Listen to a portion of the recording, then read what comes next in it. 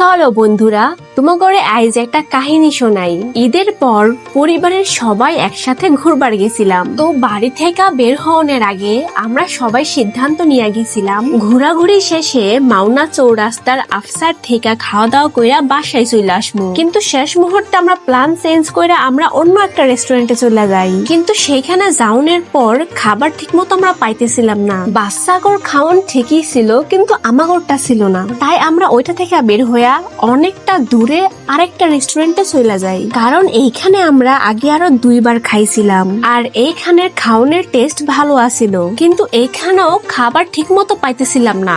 অর্থাৎ আমরা খাইতে চাইতেছিলাম ভারী কিছু আর বাচ্চারা চাইতেছিল ফাস্ট ফুড। ফাস্ট ফুড হইলে ভারী খাবার হইতেছিল না, আর ভারী খাবার হইলে ফাস্ট ফুড হইতেছিল না, যেহেতু ঈদের সময় ছিল।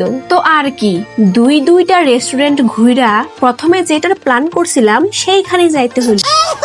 আমার বড় বোন বলতেছিল, তোমরা সবাই অপমান করছো আফসার রে, এই জন্য শেষ পর্যন্ত আফসারে ঘুরে এসে খাইতে হইলো।